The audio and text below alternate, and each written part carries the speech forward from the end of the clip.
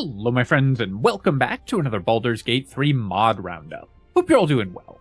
Today I'll be showcasing 10 more awesome mods that I've really been enjoying trying out that I haven't previously showcased on the channel. Some of them are newer, some are older, but all of them are incredibly interesting and fun and very much worth checking out. As always, all the mods we'll be talking about are available on all the platforms, console, Mac, and PC, this time with one exception, but it was too cute not to include. And they've all been tested with the latest patch, both by me and, of course, by many others. I've also included a wide variety of new content, quality of life mods, bug fixes, and cosmetic changes, so no matter how you prefer to customize your game, there should be something here to help you do exactly that. Before I begin, I do want to take a quick moment to say thank you so much to Jacob Delaney for the $5 donation, Tarantula for the $5, I'm Just a Subscriber for the $10, and Bald Capybara, Phantom Threads, and Grayson M for becoming channel members. Thank you so much, my friends. I really appreciate the support. It really means so much to me. Alright, let's get modding. First up, a massive overhaul mod, D&D 5.5e all-in-one. So Baldur's Gate 3 is based on the 5th edition Dungeons & Dragons game, which came out in 2014. That's the rule set that it uses. But in 2024, Dungeons & Dragons released a new update, 5.5 edition, also called 2024 D&D, or occasionally 1 D&D, before they realized that sounded kind of dumb. 5.5 D&D is a compatible update, so it still works with the 5th edition rules, but has been pretty much overhauled from the ground up in order to make a more balanced and sort of streamlined game. And I think that overall it's been very successful in that goal. And D&D 5.5e, the Baldur's Gate mod, brings Baldur's Gate's rule set to use the new rules for Dungeons & Dragons. This includes a massive amount of additional stuff, new spells, and completely overhauled existing spells, including a totally reworked version of True Strike, which is actually extremely powerful now. Several new classes, new abilities, a reworked feat system, reworked skills, and more besides. Because this is a complete overhaul of the rule system that the game uses, it touches pretty much everything in the game. I'm going to actually just quickly start a new game so you get a sense of just how much new stuff is included in this mod. So right away, you can see that as we're choosing our class, we have 3 brand new options, Artificer, Gunslinger, and Illrigger, and these are all fully featured classes with their own subclasses and extremely extensive suites of abilities. In addition to that, the basic mechanics of the game have been reworked significantly. You no longer get a subclass at level 1. All classes have their subclasses all at level 3. So you can't, for example, take a 1-level dipping cleric for a massive power spike anymore. You have to actually invest a little more in a class in order to get a bunch out of it from multiclassing. There's brand new spells as well. Spells like Hell's Lash for the wizard, and tons of new cantrips, things like Finger Guns, Hellfire, Green Flame Blade, and the completely reworked True Strike, which turns all of your weapons. It works very similar to Shillelagh in that it turns your weapons into using your casting stat instead of your weapon attack action. Backgrounds have been reworked as well. They now give you feats, and so when you take the Outlander background, for example, you get additional HP, and feats themselves have been reworked in order to all provide extra stats. You can actually see a little bit more exploration of this if you check out the video that I did on Solasta 2, which released and also uses 5.5e. So there's a little bit more explanation of the rule set there as well, and my own sort of discovery, because I myself have not played a lot of 5.5 in tabletop. I played a ton of 5th edition, but haven't moved much to 5.5. So it's really fun to be able to try it out in the computer game versions. This adds so much new stuff that it's kind of impossible to cover all of it, but the basic question is it worth moving to the new rule set? And I think that the answer is pretty much yes. 5.5e is overall more balanced, has more cool things that can happen. There is just more content as well in the way that they've added the mod.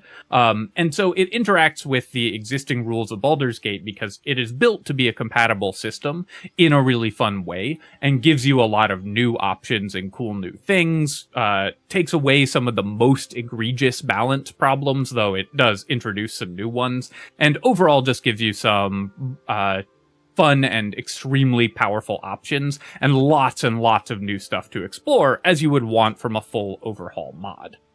Now, one other thing that is worth mentioning about this mod is that it does have improved UI as a dependency, which does have the occasional bug. I personally have not encountered many bugs at all using 5.5e. The main thing that I found was that a couple classes have the ability to select features from later levels earlier, but they're all labeled, so you can just not do that. And otherwise, I've found that this is pretty bug-free, which is honestly remarkable given how massive an undertaking it is to completely change the rule set of the entire game. So definitely worth checking out.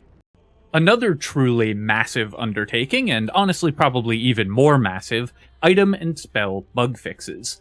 This mod aims to combine basically every bug fix that the community has found in order to fix the truly ridiculous number of bugs still remaining in Baldur's Gate 3, ranging from pretty minor to extremely severe. Obviously, if you have spent any time digging into Baldur's Gate 3, you will know that there are still a lot of bugs remaining. I've done plenty of discussion of those in my tier lists of spells and items especially, and this mod aims to fix all of them. There are, of course, way too many to dig into specific bug fixes here. There are, as they say, over 2,400 individual fixes. You can go look up a list of all of them if you want, but I have found that this fixes a number of extremely important things. Bugs like the bug save DCs for Blade Barrier and Ice Wall, which render those spells pretty useless at high levels, are fixed with this, making those spells pretty powerful. Bugs with things like Shield Bash using the wrong spell, using the wrong save DC, making it great for casters and bad for martial characters, fixed with this mod, which again is awesome. Baldur's Gate 3, of course, has an absurd number of bugs, and fixing them all is probably outside the scope even of a mod as big as this one, but it's amazing that people have done so much work to clean up many of the remaining errors. And, you know, I want to say I don't blame Larian for having so many bugs remaining, because this game is enormous, and it would be a life's work to fix them all, and it's amazing that the community has come together to help do that. So really huge shout out to all of the people who have worked on documenting and helping to fix these bugs.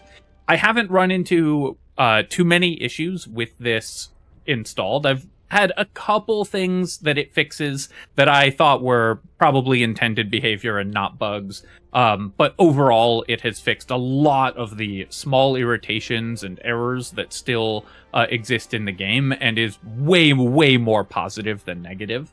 And honestly, I'm having a hard time deciding whether I want to go back to playing without it at all, because fixing all of these bugs has been such a phenomenal addition to the game and has made many of the small irritations that you have kind of forgotten about after having played the game for a really long time just go away, which is a real breath of fresh air. So phenomenal mod. Shout out to the people who've maintained it. I love seeing this many bug fixes, and they've done a great job with all of the fixes to items and spells, which are the buggiest types of thing in the game. Next up, a new class, the Dragontamer. This, of course, is a Dungeons and Dragons game, and what's cooler than being able to have a dragon on your side? The Dragontamer fulfills, one of the major fantasies of fantasy gaming, having a really cool dragon pal who fries your enemies for you, and it does a pretty good job of that. The Dragontamer class lets you choose one of the 11 different dragon types available to be your companion. You can also choose a random one and have it have fate take control of which dragon is your friend, which is also kind of a fun addition to the class setup. And this dragon will act basically like a Beastmaster companion, except instead of having a badger, you have a dragon. This lets you do huge AoE damage, massive melee damage with bites and claws, and have incredible synergy with your dragon as it empowers you with its elemental power. The class comes with 2 subclasses, a melee-focused class and a ranged-focused class, similar to a ranger, so you can think of this as being very like a Beastmaster Ranger, except of course with a dragon. And both of them will use the elemental aspect of your dragon to empower either their archery or their melee stuff, and have a lot of class abilities focused on buffing up the dragon, which will also level as you do and everything. The dragon can of course fly and run around and blow things up. Now, one thing I will say about this class is that it is extremely powerful. It's way over the power curve, but that's kind of the point of having a cool dragon pal, is having that dragon pal just eat everything for you, and so I really don't mind this class being overpowered. That is, of course, a downfall of homebrew classes in general, as they'll tend to be on the more powerful side, so you may want to use it in combination with some difficulty mods, but let's be real, if you're playing the dragon class, you really just want your dragon to eat everything, and this class does a great job of that. Another thing I should probably mention is that I will say the tooltips and tone of the level ups are a little immersion breaking. It's very kind of casual, but the actual class itself works very well. The animations are great. The dragon is great and everything. So the typos and jokes I found a little jarring, but don't detract from the overall impact of the Dragontamer class, which lets you just have your cool dragon friend stomp all over the enemies and eat its way through a bunch of illithids. Next up, a cosmetic mod, the Moonlight Horn Collection. This mod adds a ton of new horn options for tieflings, which in the base game is actually one of the areas in which I think the character creator kind of falls down. There are not that many cool different options for tieflings' horns, so having a ton of new options can really let you dig in and create the character that you want to play. These horns are also available for other races as well. I think they work with basically anyone with the same head model, so drow, elves, humans, and half-elves.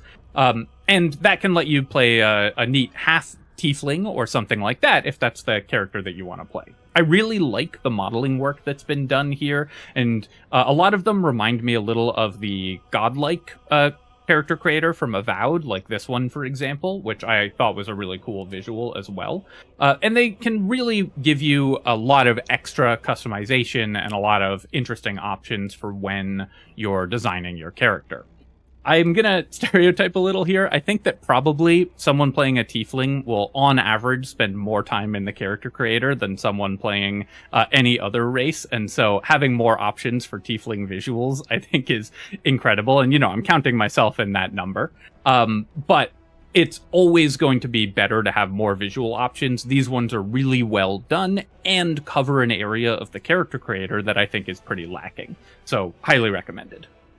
The author also mentions in the description that they say there might be a couple lighting errors with certain textures. I have not encountered any of those, but obviously always worth keeping an eye out for. And as with any visual mod, I have encountered a couple clipping issues with certain helmets, but mostly this has been very, very minor, and it's worked very well in-game.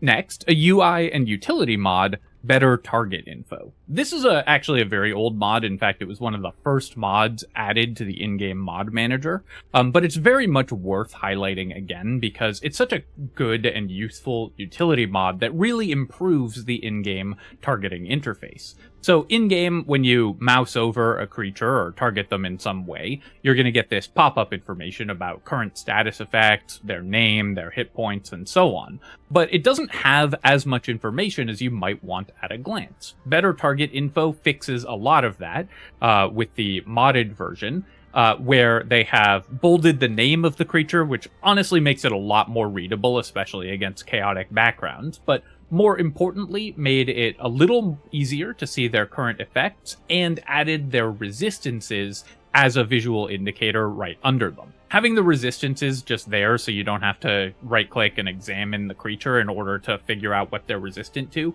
is extremely helpful for planning your turns at a glance, and just gives you a lot more information about enemies. It works also with modded enemies, which can be pretty helpful if you're using a mod that adds new enemies or new encounters, so that you don't have to carefully inspect everything to figure out all their resistances. Maybe if you've played the game a lot, you've memorized how the resistances and important information about every vanilla creature, but if you're playing with mods, having all that info at a glance without having to go into the character sheet can be pretty helpful. The other thing that it does is make looting a little bit cleaner by adding the number of items and the gold value of those items to the glance value of looking over the chest or the container. So if you are deciding whether it's worth looting a container or deciding whether it's worth picking something up, having the gold value right there, having the gold value of the item that you might be picking up present just by mousing over it can be very helpful for saving you time, especially if you are on, your third or fourth or 20th playthrough. You probably don't want to spend a lot of time clicking through picking up everything. You know roughly how much gold you need to get the stuff that you want for that playthrough, and so having the gold listed at a glance can really help save you time and just make things a lot cleaner. So both in fights and out of fights, this mod has a lot of utility for helping make the information that you need available to you right away. The exact visuals, I think they could maybe increase the text size just a little bit more, would be something that I wouldn't mind, but I have really liked better target info in general and think that it's a very helpful mod to give you a bunch of extra glance value, in particular showing resistances and vulnerabilities right when you look at a character. Next up, another new content overhaul, basically a full expansion to the game, Fade's Assorted Treasure expansion. So previously I've recommended Fade's Equipment Distribution, which adds a ton of new items as lootable items off of enemies or from containers. And that's a great mod that just adds way more cool, thematic, and interesting items to the game, enabling all tons of new builds and allowing your characters to really explore and figure out what they want to do, because just adding more items opens up so many more options, especially if you're a more veteran player. Fade's Assorted Treasure expansion continues on that theme, but in my opinion is way cooler because this mod, instead of adding these items as container loot or drops from enemies, adds them as placed objects in the game. And they've done a phenomenal job of making the treasure that you get correspond to the location in which you find it. So you can get all sorts of really interesting, fun items by exploring the odd corners of the world, picking stuff up off the ground, finding stuff behind walls or under boxes and things like that. And basically everywhere that I looked playing with this mod, there was something cool and fun. Many of the items are very minor, and so they're not hugely game-breaking, though there are definitely some that are extremely powerful. This will obviously increase the power level of your characters significantly, but a lot of what it adds is just awesome flavor and fun stuff everywhere that you look. Baldur's Gate 3 already, one of the things that the game does really well is just having cool stuff in every corner where you can sort of poke around and find it, and this continues that awesome work by adding even more cool stuff in even more corners. Having the excuse to look around and find fun things and know that there's stuff out there that I missed and didn't find after, thousands of hours in the game really adds an element of discovery to the game again. And I've really been enjoying poking around, going into dungeons that I previously would have skipped or just run through for the 90th time, just to find fun things. And things like the spined whelk add just a little bit of flavor without being too incredibly powerful, which I think is one of the great things about Baldur's Gate. There's so many items and events and things that are just pure flavor, that they're just there to make the world feel more real and more lived in and more fun. And mods that can capture that feeling are extremely rare, extremely hard to do, and awesome when they do happen. So I really love the feeling of discovery that you get from this. The balance on the items is overall pretty good, though there's a couple that stand out as being too powerful. You can, of course, just not use those if you find that they're significantly affecting the balance of the game, but they also enable a lot of new and interesting builds and things that you might otherwise not be able to do, and more importantly, give you a reason to look around again. So, great mod, highly recommended. Next up, another new class, the Succubus. This is a charm-based frontline tanking class with a really cool theme. Of course, a demonic succubus is an archetype that shows up in all kinds of different fantasy and also is very present in Baldur's Gate 3. So if you want to play as that type of character, this gives you the opportunity to do so. The mechanics for this class are very cool. It uses a lot of charm, and whenever you charm an enemy or take damage, so you can have the sort of push and pull between charming enemies, which stops them from attacking you, and trying to get them to hit you and take damage, which creates some interesting tactical tension. You gain a stack of the Lustful effect, which at 5 stacks lets you transform into a much more powerful form with extra armor class, extra flight, and more damage. This is a very cool playstyle. There are not a lot of builder-spender characters in Dungeons & Dragons in general, as in characters that build up a resource during combats and then spend it in order to get cool effects. And it's a type of playstyle that many players, myself included, really enjoy and sort of miss when playing 5th edition D&D. And so having a class that does that is really awesome. It also uses one of the least used mechanics in Baldur's Gate 3. Charm is a very underbaked mechanic in BG3 that doesn't work that well in general, so a class based around it has a bunch of interesting interactions in the game. It's especially fun playing with a Glamour Bard, because the charm from the Glamour Bard's mantle counts as coming from the creature that the mantle is on, and so you can use Mantle of Inspiration in order to trigger succubus effects, which is kind of a fun little synergy.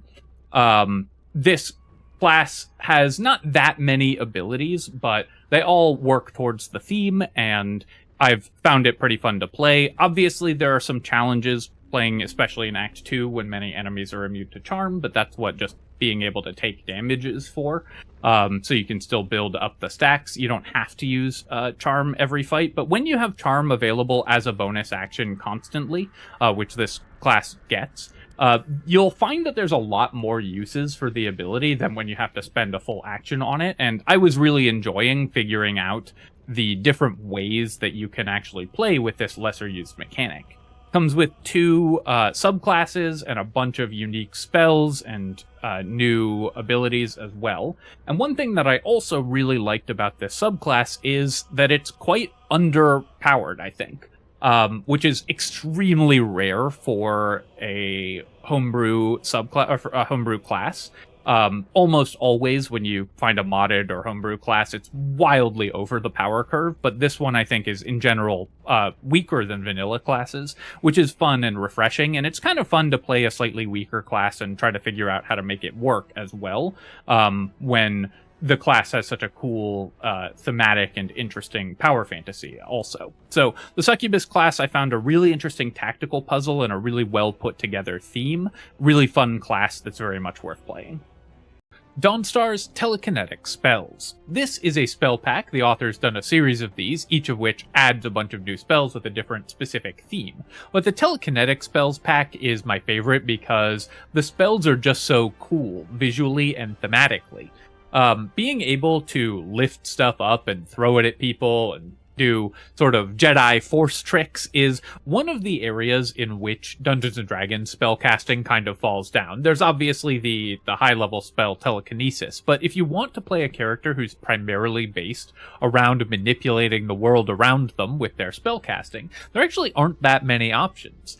This Telekinetic spell pack gives you a really cool way to do that, to throw single small objects, to set up telekinetic bubbles of force around yourself, and the visuals look really good for these spells, and the spell effects are great overall. It also adds a lot of new abjuration spells, including an abjuration cantrip, which is something that is kind of missing from the game. So it adds some more offensive spellcasting to abjuration and transmutation, spell schools that don't really have it in Baldur's Gate 3, because some of their options for that were cut compared to tabletop. And so if you want to play a more school-focused spellcaster, one who uses spells from their thematic school of origin, then this gives you a lot more options to do so. The spells themselves include 3 new cantrips and a bunch of new higher level spells. I think it's 8 new higher level spells. No, 12 new higher level spells, excuse me. And they have a wide variety of different spells, including defensive options, damaging options, pushing and pulling, and repositioning enemies. So a lot of fun tactical options to use.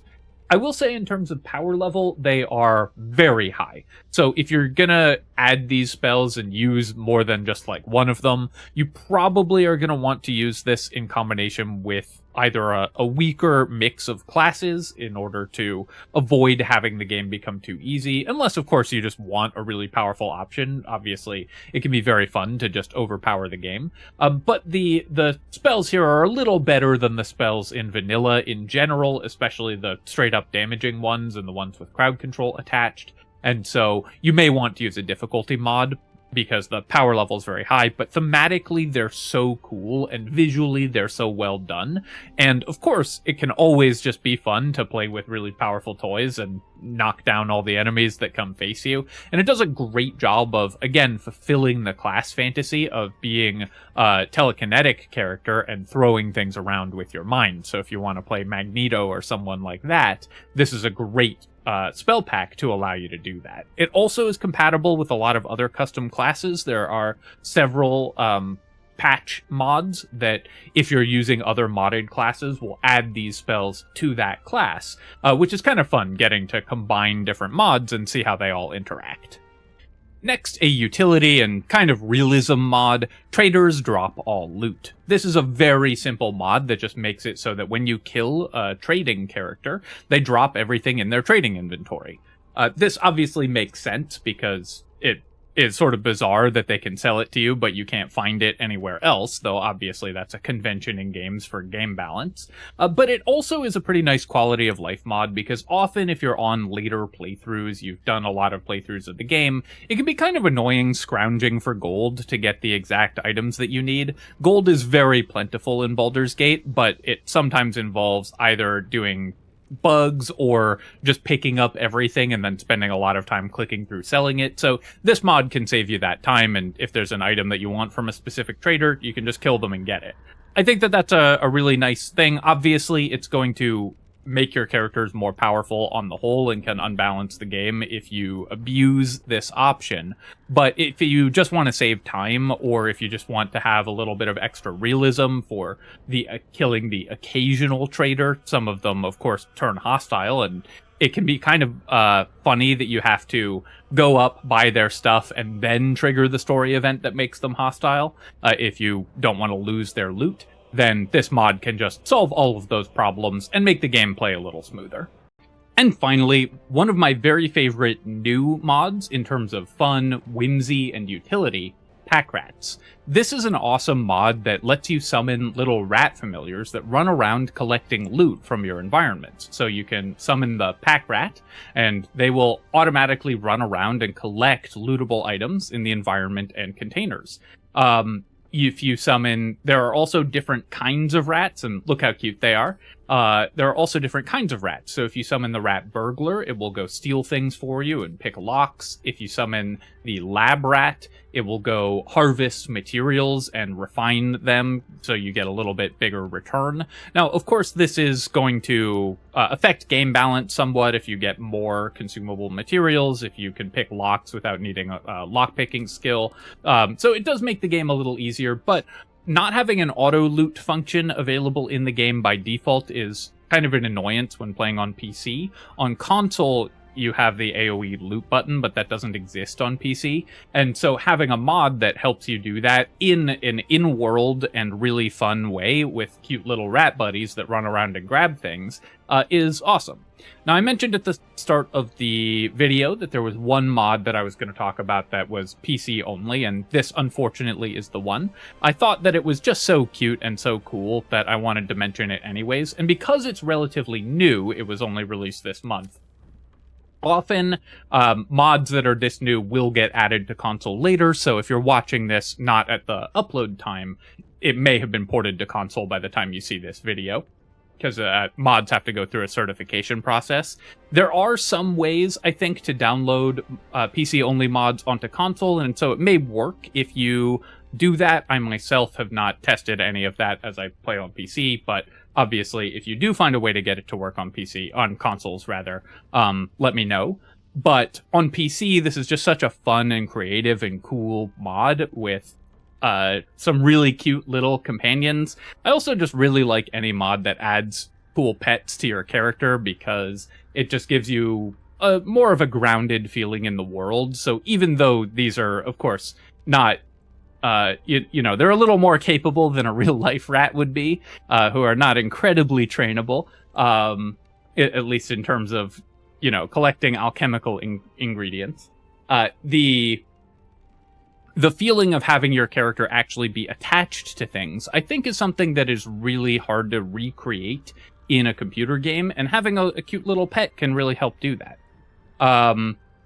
You also have the Ravenous Rat, which can create food from corpses, and the Graveyard Rat, which can collect corpses, which is actually incredible utility if you're playing a necromancer, because it stores them weightlessly, and so collecting corpses and bringing them along from fight to fight in order to allow you to use Animate Dead and Create Undead on a corpse, or the Corpse Explosion cantrip, can also be really nice. So it adds tons of utility in terms of auto-looting, in terms of making some of the more irritating classes to play easier to play, because sorting and carrying corpses can be pretty annoying. So I just love this mod. I think it's really cool and really cute. I hope it comes to console soon, but I wanted to talk about it anyways. Alright, my friends, I hope that you've enjoyed this look at 10 more awesome mods, whether new or old, and I hope that you enjoy trying them out and maybe finding some new fun ways to play the game, or updating things that irritate you, or even just removing a bunch of bugs that have been in the game since the beginning. As always, of course, if there are mods that you recommend, let me know in the comments, and let everyone else know in the comments below.